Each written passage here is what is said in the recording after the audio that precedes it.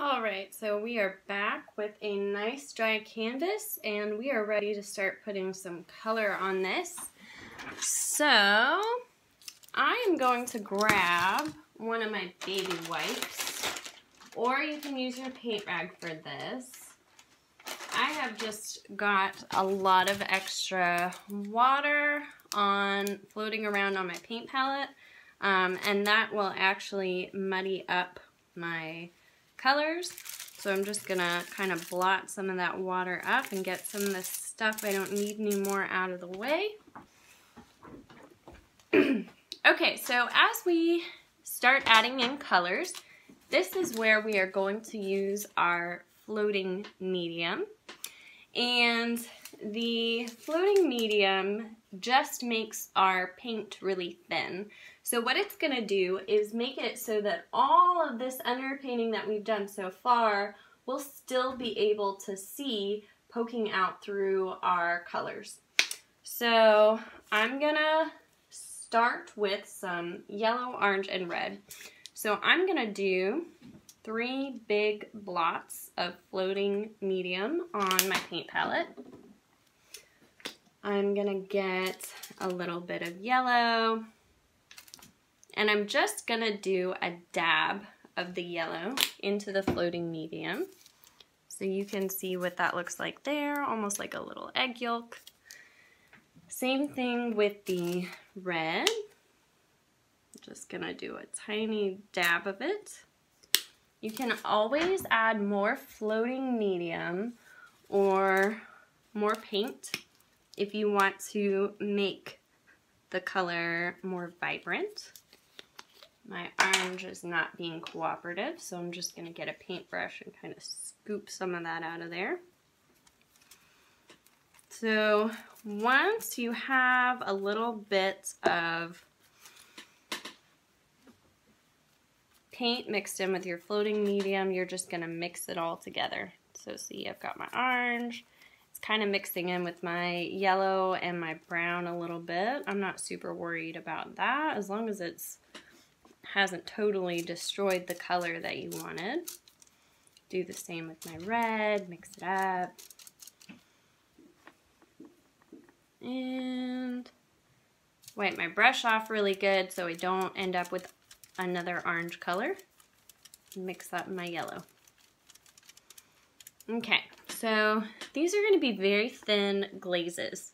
So I'm not going to use a lot, especially in the beginning.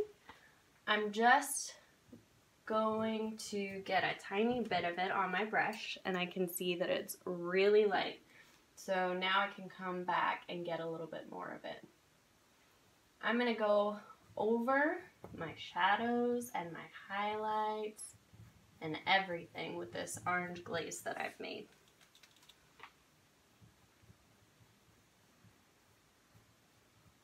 And so that's a little bit lighter than what I want it to be. I'm going to get more of my orange, more of the orange paint. Mix that in, make it a little bit more vibrant.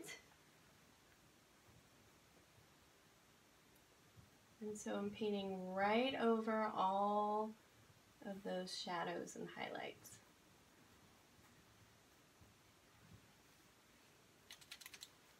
And I had some places on my canvas that were still a little wet and it's causing some drippies. You can leave those for a neat effect, or you can just wipe them right off.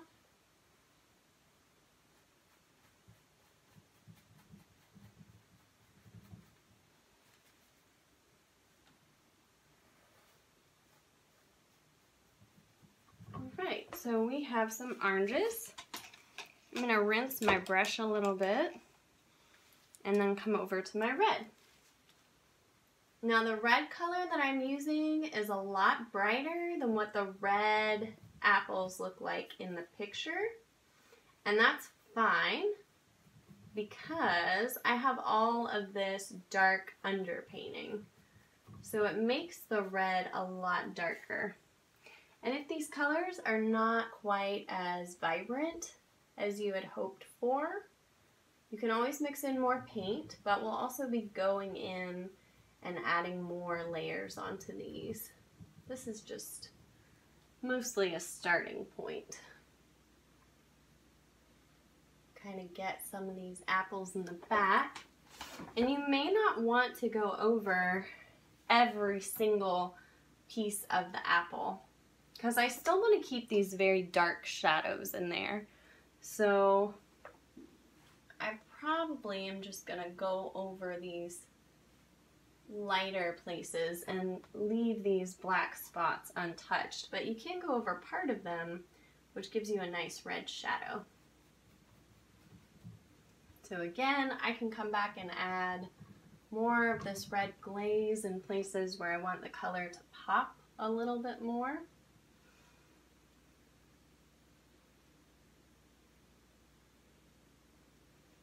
All right, so again, gonna rinse my brush, wipe it off, come in with my yellow, and go over these bananas.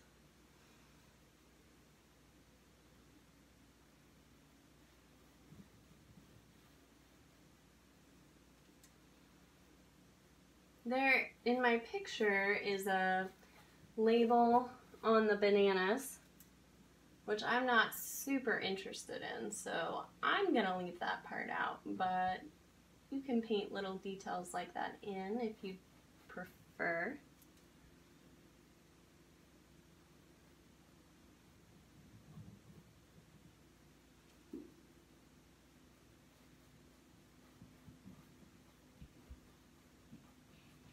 Keep, as you're doing this, referring back to your picture, because as I get into these places of the stems, I'm going to leave some of these brown parts.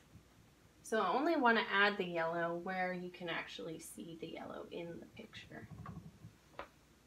Okay, so that's a good start for my fruit, for the color of my fruit. And now to really help it pop, I'm going to move into my white. Add a little bit onto my plate, just a dab, and then come in with some more floating medium. And now I'm going to go back to my big brush again. As you'll notice, I've been doing a lot with the background. I'm going to get it nice and clean. Mix up my white with the floating medium. And I'm going to come in and start going over these places in the background. Now, just because I know that an entire space is going to be white and I know that I'm working with a glaze, that doesn't mean that I want to just take my brush and just completely go over everything without regard for the shapes. I still want to kind of move in the direction of the table and treat it as a separate object.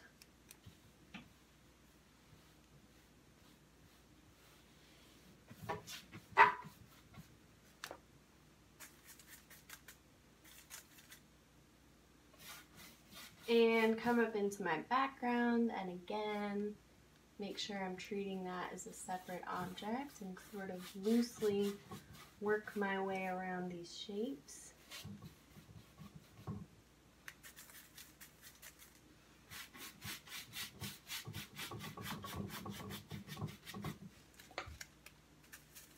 And the more that we add this white into the background, the more that our fruit is really going to start to pop. I'm getting a little bit of black from my paint palette, but I'm not super worried about it because, you know, it's just going to add some more fun elements to the painting. As you can see, I'm not a perfectionist at all. And if you are, that's okay. You can still, it's the beauty of a video is you can really take your time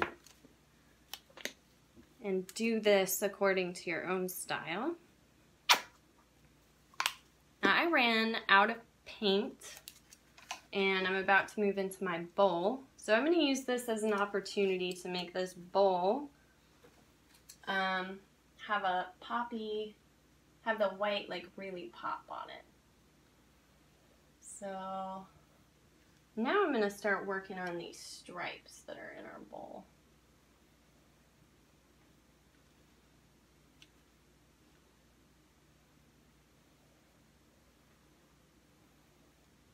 This is another area where if you're really particular, you can really perfect these stripes. I don't really mind mine being more imperfect. Okay. And I've still got some black on my paint palette, so now I'm going to come in and add the black stripes on this bowl.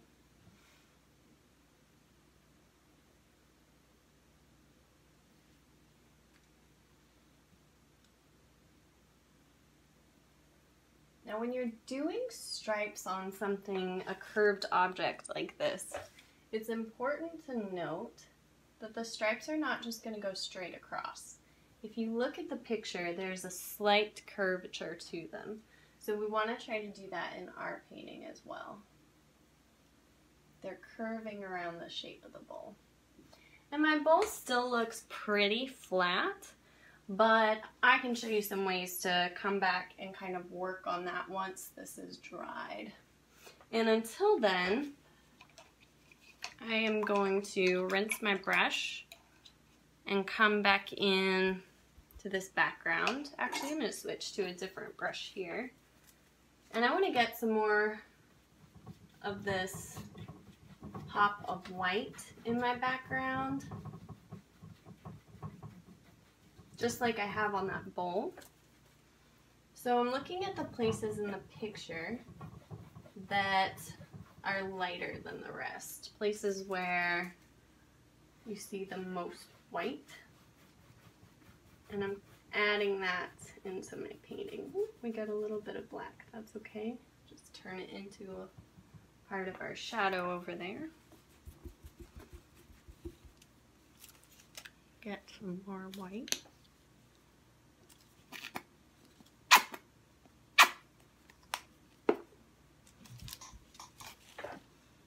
Alright, let's add some white to our table over here.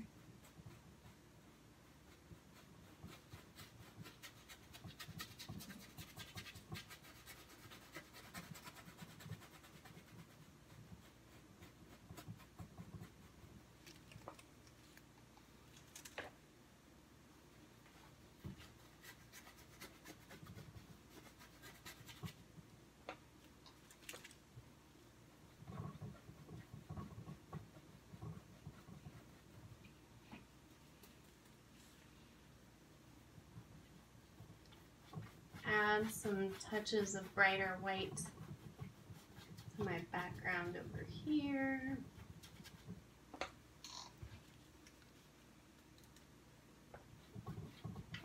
Alright, I'm happy with that for the background for now. And so now what we're going to do, we've got a good foundation here of where our color is going to be, where our darkest shadows and some of our highlights are going to be. Now I want to start adding some more pops of color. So I'm going to come back with my red and my orange and my yellow, and I'm going to plop those colors right down on top of where they were before, because it's okay if we get a little bit of floating medium in there. So now I want to look at the parts of the apples that have the brightest red on them. And we can just sort of very lightly brush into these places and work our way down into the shadows. So I don't want to completely cover up my shadows and my highlights. I just want to add some touches where I know I'm going to want the brightest red.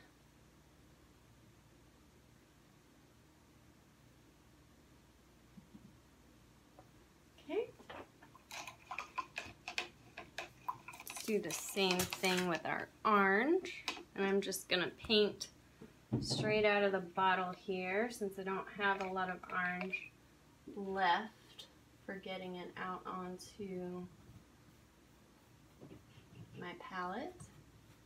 Now these colors that I'm using don't exactly match up to the exact colors that are in the picture. The beauty of the type of paint that we're using is if you wanted to go to the craft store and pick out these exact colors, they have such a wide color selection that you could do that. I'm just using what I already had available to me in my studio.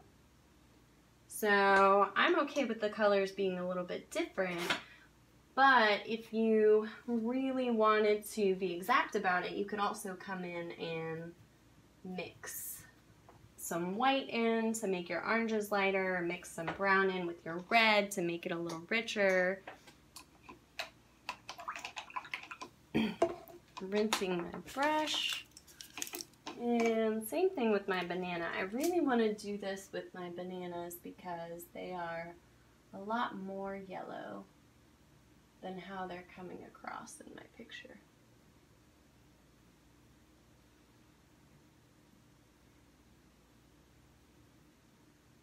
And because this paint is so thin on its own, even though the color that we're adding now is a lot more vibrant than what it was with the glaze, we're still seeing some of those highlights and those shadows poking through.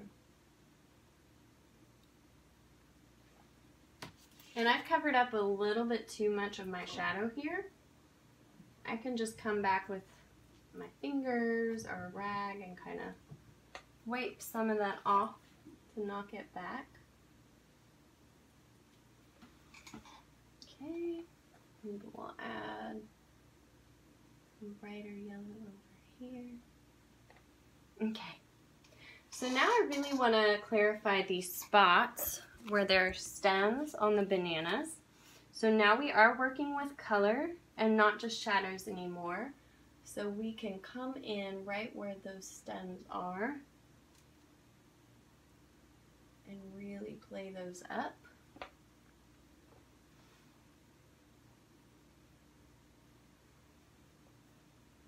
And I've still got plenty of black and burnt umber on my paint palette, so I can do a combination of those two. And now I can take this opportunity, since I've already got black on my brush, and I can come back in and sort of pop out some of those darker shadows if I want. Things that may have gotten covered up some with our glazes.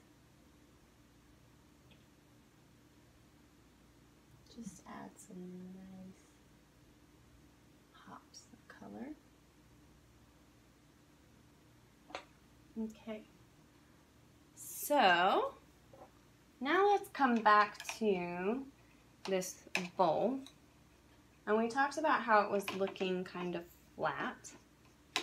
So I'm going to take just a little bit of my white, and what I'm seeing in the picture here is you've got a glare of a white line kind of right along the edge of this bowl. That's where the light's hitting it. So I'm going to come in with my brush and add that on here. So just going right along the edge of my bowl. All right. And so some of that white's kind of working its way into the black stripes on the bowl. So I'm going to add that, and it's actually okay if it mixes with the black a little bit if it's not entirely dry, because it does look pretty gray in the picture. I just want to make sure that I'm coming back and wiping my brush a lot so that it does not end up being too grayer than I want it to be.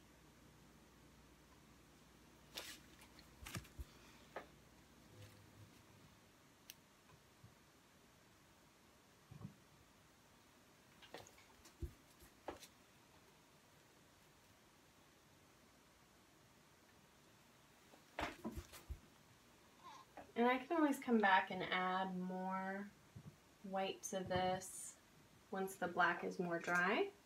And again, can just knock some of that out with my finger if it gets to be more than I want it to be. Okay, so let's come back to our bananas for a minute because they do have a touch of green. So finding an empty spot on my palette. I'm not even going to bother with the floating medium this time, although you can if you want to. I'm just going to make sure my brush is super wet, and again, just come to the outside of my green and just get a little bit. So you can do the same thing with water that you did with your floating medium, which is just to have your paint and your brush watered down enough that it's making a pretty light version of this color. And I'm moving pretty quick for the sake of this video just not being a million hours long, but you can take as much time as you want with these steps and really get into it and really add a lot of detail. And with this exact same method that we've done here, you could do an extremely photorealistic painting, which we may get into some longer lessons at some point. If you decide to subscribe and keep seeing these videos, I may do some of those at some point that really get into a lot of detail. But for something that's just kind of a quick exercise and pretty stylized like this, we don't need that. Alright, so I'm going to come back in for the fun part now, which is going to be these super bright highlights on our fruit. With most paintings, the highlights are going to be one of the funnest things that you can do. Okay, so I'm going to start by just looking for the brightest spots. And what I'm going to do is keep it fairly light. I might even use my finger or a rag to kind of knock it back a little bit so it's not, I'm not quite ready for the brightest white that I can get.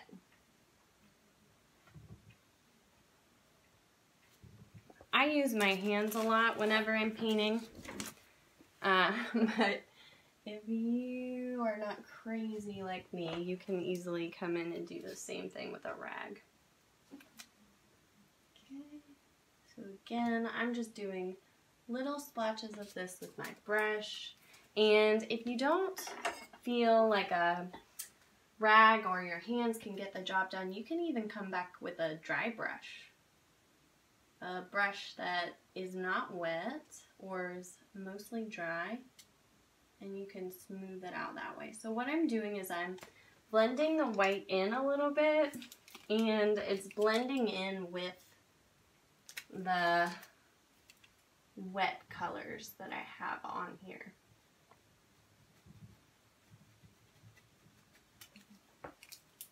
Okay, let's come up to our oranges and do the same thing.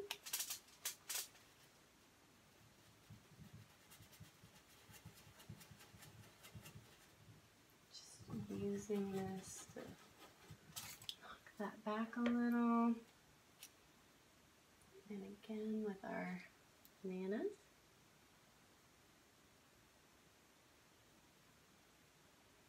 So marking out all the places that I sort of see those highlights, and then coming back with my other brush and sort of making those a little bit more subtle.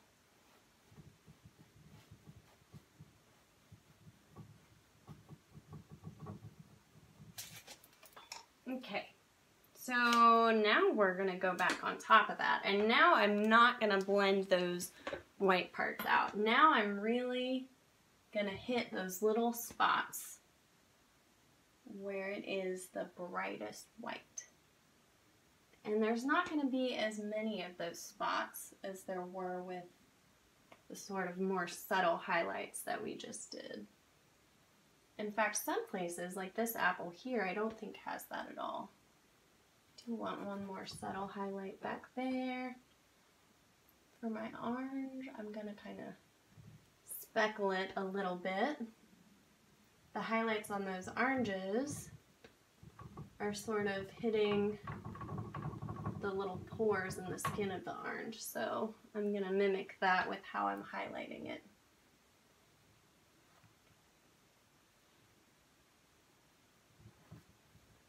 Okay. All right, and maybe just a tad in our banana, but not much. I don't think I want any bright highlights on the banana just because they're sort of sitting off in the background and not quite catching the light the way these apples and oranges up front are. Okay, so I'm going to come back and work on my background just a little bit more. I still just really want it to pop more than what it is right now. So I'm going to come back in with my white and add even more of that in there. Maybe even switch to a bigger brush. Back to my big background brush. Sweep along the bottom of this bowl where there aren't as many shadows. The one good thing, well, not the one good thing, there's lots of good things, but when it comes to reusing canvas, not only does it save you money and gives you a chance to sort of practice and make a lot more art than what you might be able to if you were buying everything brand new, is that the more that you paint over a canvas like this, it really gets a nice texture to it as you build up those layers of paint, which is something you can do with certain types of textural mediums. And of course, if you got into working with oils, that texture is something that's a lot easier to accomplish. But it's also something that happens as you build up all this acrylic paint onto a canvas, which is an effect I've always liked. So I'm going to move into my gray paint now. And the reason that I'm doing that is I just love the coolness of the background in the photo. And I've still got so much of this brown poking through on my background that it's a lot warmer than what I want it to be.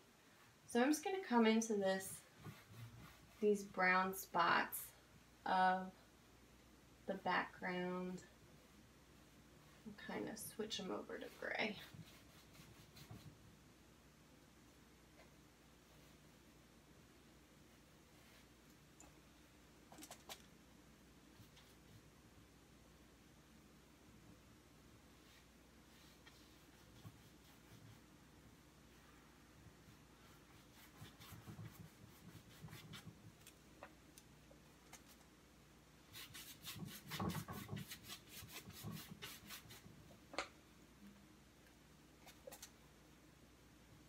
So hitting most of these brown spots and kind of making them this nice cool gray instead. And I can even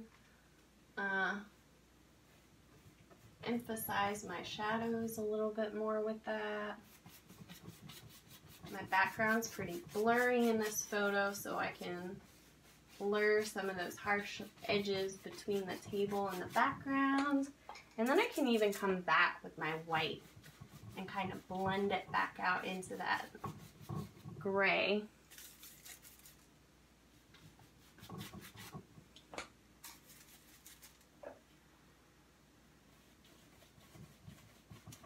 Kind of make a smoother, blurrier background so that our fruit really takes the focus here. And I can blend out some of the edges of my shadows.